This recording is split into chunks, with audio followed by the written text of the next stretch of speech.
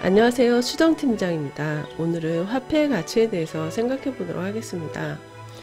목돈 마련을 위해서 장기간 저축을 한다던가 또 노후 은퇴 자금을 생각해서 연금을 준비한다던가 또 오랜 기간 보장하는 보험 상품을 준비하실 때 지금 현재 어렵게 납입하는 귀한 자금, 월 저축액이라든가 월 보험료가 미래에 정말 얼마만큼이나 나한테 도움이 될까 하는 그런 의문을 가지시는 분들이 계시더라고요.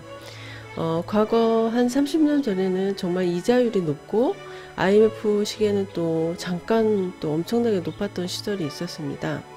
그러나 그때는 우리 대한민국이 개발도상국이었었기 때문에 성장하는 시기였고 또 투자해야지 될 곳이 많아서 그만큼 자금이 많이 필요했던 거고, 그러다 보니까 이자율이 높을 수밖에 없었던 거죠.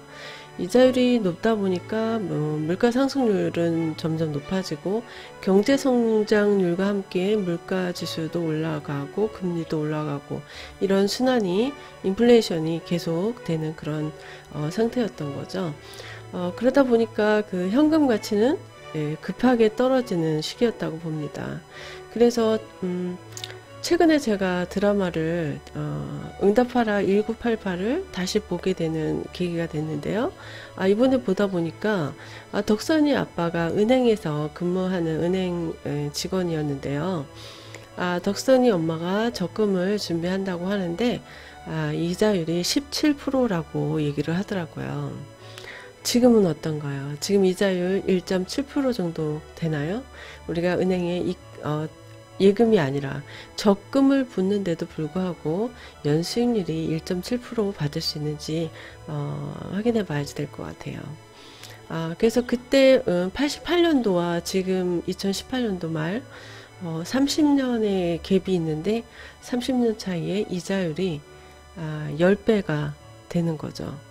어, 그래서 그때는 현금을 가지고 있으면 안 됐던 거고, 사실은 이자율이 그렇게 높지만 이자보다 아파트, 땅값, 부동산이나 주식, 채권 이런 것들이 더 많이 올라가는 시기였고, 서민들이 할 수 있는 소자금으로 할 수 있는 거는 은행에 맡기는 이자밖에 없었죠. 그런데 또 불구하고 이자율이 지금보다 뭐 10배나 높았다는 사실을 생각해 봐야지 될 것 같아요. 그러면 미래의 화폐의 가치를 예측해 보려고 하는데요. 어, 정확하게 뭐 예측을 하려면 재무 계산기를 가지고 뭐 해봐야지 되겠죠. 그런데 재무 계산기를 보통 서민들이, 일반인들이 다루기는 쉽지를 않죠.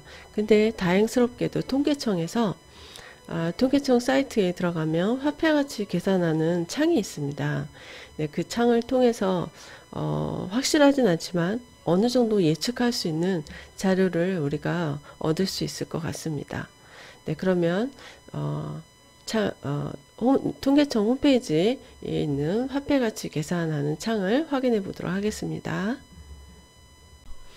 네, 이지 CPI라고 해서 소비자 물가에 대해서 그 통계청에서 제공하고 있는 자료인데요.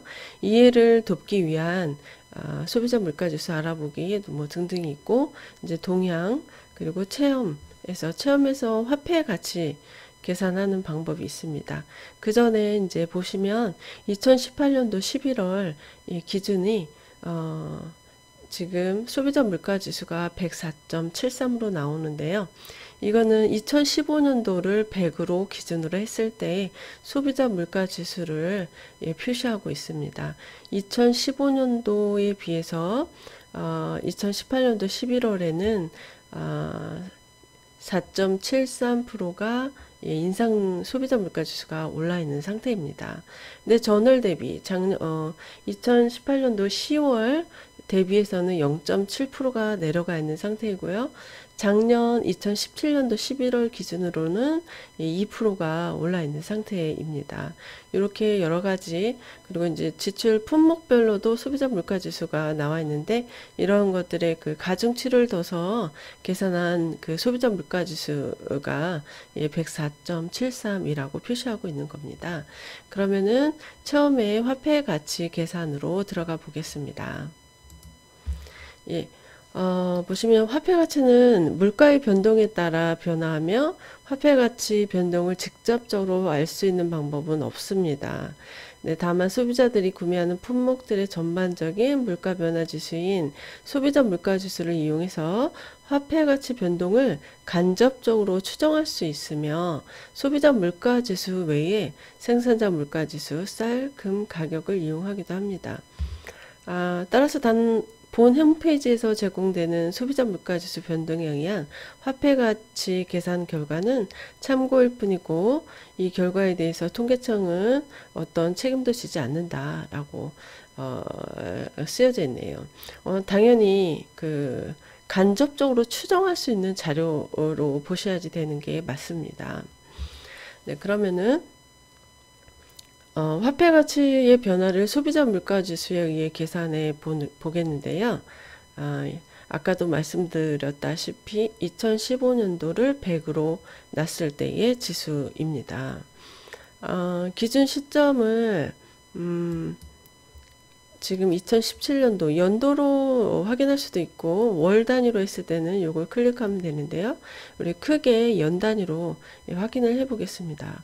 보시면은 통계청에서 지금 자료가 1965년도부터 지금 자료가 생성된 걸로 보입니다. 그래서 실행을 한번 눌러보면 1965년도에 비해서 지금 2017년도에 37배가 소비자 물가가 올랐다는 거죠. 그렇다면은 1965년도에 1000만 원은 지금 현재 3억 7,400만 원의 가치를 가지고 있다고 나옵니다. 그러면은 37배가 오른 거죠. 그렇다고 하면은 현금 가치는 반비례로 37배 할인됐다고 보시면 되죠. 그러면은 기준 시점을 지금 현재로 다시 놓고 비교 시점을 65년도로 놓고 보자면 0.027배. 그러면 지금의 1000만 원은 1965년도에 27만 원의 가치라는 거죠. 1965년, 2017년.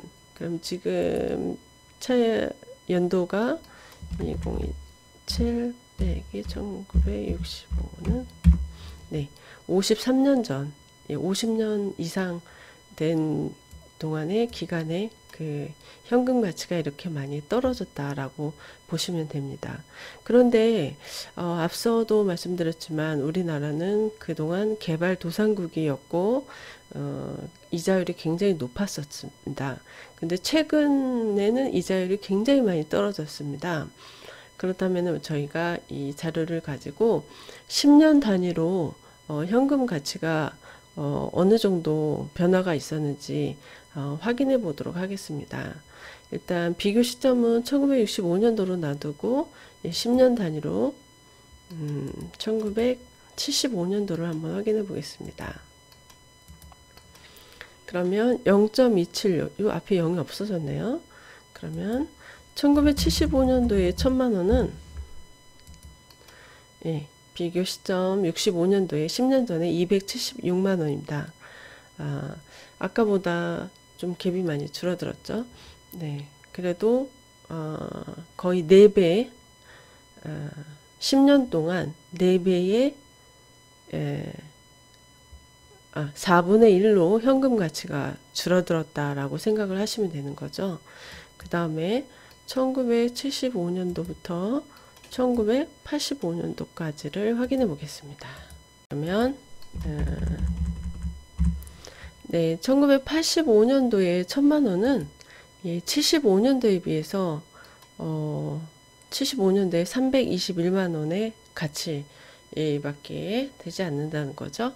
그러면은 3분의 1, 현금 가치가 3분의 1 정도로 줄어드는 거고요. 앞서 10년 동안에는 4분의 1로 줄어들었는데 이번에는 3분의 1로 줄어드는 거죠. 네, 그러면은 이번에는 비교 시점을 1985년도로 해놓고 그 다음에 1995년도 비교하겠습니다. 이번에는 0.568 그리고 95년도에 1000만 원은 85년도에 567만 9천, 570만 원 정도의 가치이니까 현금 가치가 2분의 1은 안 되게 줄어드는 거죠. 처음 10년은 4분의 1로 줄어들었고 그 다음에 3분의 1로 줄어들었고 이번 10년에는 2분의 1로 줄어들었습니다. 현금 가치가 줄어드는 폭이 줄어들고 있죠. 네, 다행인 거죠. 그 다음에 1995년 그리고 2005년으로 확인해 보겠습니다. 이번에는 0.699. 네. 그래서 2005년도에 1000만 원은 95년에 비해서 699만 원. 그 차액이 30만 원 정도로 아니 300만 원 정도로 차액이 줄어들었죠. 예, 그 다음에는 2005년도를 2015년도로 비교해 보면 0.784. 그래서 2015년도에 1000만 원은 2005년도에 비해서 784만 원의 가치, 그러니까 현금 가치가 점점 높아지고 있죠. 금리가 떨어지면서 현금 가치가 떨어지는 폭이 줄어들고 있다는 거죠. 지금 2018년도 11월 기준이고 지금 10년 전인 2008년도 똑같은 11월로 계산을 해볼게요. 예, 지금 최근 10년으로 계산을 했을 때도 10년 전보다 829만 원. 근데 최근 제가 생각하기로는 금리가 지금 많이 떨어진 거는 최근 5년 정도, 5, 6년 정도 되지 않았나. 제 기억으로는 그렇게 생각이 되는데요. 그럼 최근 5년 동안의 금리 변화를 보면은 0.916. 그래서 지금 현재 1000만 원이 5년 전에 926만 원. 그래서 차액이 한 70만 원 정도밖에 되진 않죠. 그래서 현금 가치가 그렇게 많이 떨어지지 않았고 지금 금리가 그렇게 오르내리지 않고 저금리를 유지하고 있는 상황에서는 앞으로 특별한 이변이 있지 않는 이상 뭐 전쟁이라든가 정말 큰 이벤트가 있지 않는 이상은 금리가 지금 현재 수준에서 아주 미세하게 움직이지 않을까 그런 생각이 듭니다. 그렇다 보면은 우리가 뭐 10년, 20년, 30년, 50년 생각하고 준비하는 보장성 상품이나 아니면 연금 같은 거 그런 것들의 현금 가치가 예전처럼 그렇게 뚝뚝 떨어지는 그런 현상은 없지 않을까라고 생각합니다. 저는 저 개인적인 생각이고요. 혹시라도 중간에 이벤트가 큰 사건이 생긴다면 뭐 IMF가 터진다던가 이런 일이 있으면 또 상황이 달라지긴 하겠죠. 그렇지만 대한민국은 그런 상황들을 거쳐왔고 또 준비하는 사람들이 있을 거라고 저는 믿음을 가지고 살고 있습니다. 이번에는 네이버 금융으로 보면은 그 중에 한국은행에서 100대 통계 지표를 제공을 하고 있습니다. 여기 보시면은 그 은행 수신금리, 저희가 은행에다가 예금을 했을 때 그 은행에서 우리 소비자한테 주는 금리 표인데요. 지금 2013년도 12월부터 지금 최근까지 금리를 보여주고 있습니다. 가지고 16년도 7월 달에 8월 달에 1.31%였거든요. 이자율이 가장 높은 게. 근데 지금 현재 1.96% 그러니까 아직 2%가 되지 않는 상태이고요. 또 이제 눈여겨 보실 것은 소비자 물가 지수. 소비자 물가 지수는 2015년도를 100으로 기준한다고 했죠. 2015년도를 100으로 했을 때 그때보다 지금 4% 정도 올라 있는 상태이죠. 그래 이자율은 떨어지고 물가 지수는 오르고, 네. 그러니까 저희 소비자 입장에서는 좀 힘든 상황이기는 합니다. 그렇다면 코스피 주식 시장을 한번 보겠습니다. 주식 시장 같은 경우에는 지금 최근 주가가 좀 빠지고 있는 상태이기 때문에, 주가가 빠지고 있다면은 주식에서 빠진 자금이 갈 곳은 채권, 이자, 금리 쪽으로 변동하게 되기 때문에, 그래서 지금 현재 은행 수신금리가 조금이나마 다시 오르고 있는 상태라고 생각하실 수 있다라고 생각을 합니다. 그래서 뭐 최근의 금리 동향을 보더라도 급격하게 이자율이 오르거나 뭐 그런 일이 없기 때문에 현금 가치가, 물론 물가 지수가 올라가는 건 어쩔 수 없지만 그렇다고 해서 예전처럼 그렇게 차이가 많이 나는, 현금 가치가 뚝뚝 떨어지는 그런 현상은 없을 거라고 봅니다. 그래서 네, 그러면 긴 시간 들어주셔서 감사드리고요. 네, 상담 시청은 카톡이나 문자로 남겨주시면 성심성의껏 준비해 드리도록 노력하겠습니다. 감사합니다. 새해 복 많이 받으세요.